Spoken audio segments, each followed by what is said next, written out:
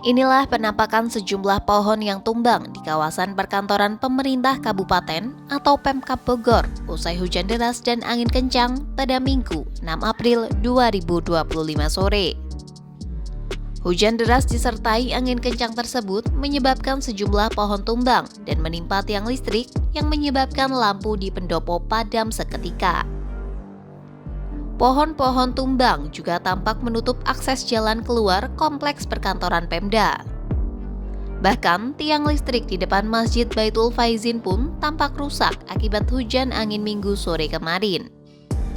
Sedangkan di depan gedung Sekretariat Daerah atau Sekda, Pos Satpol PP, dan kantor Inspektorat, pohon-pohon juga tampak bertumbangan.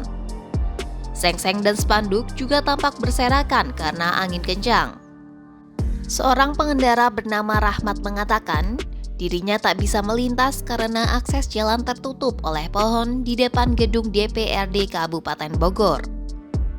Rahmat pun kemudian memilih untuk melewati pintu belakang di dekat kantor Inspektorat.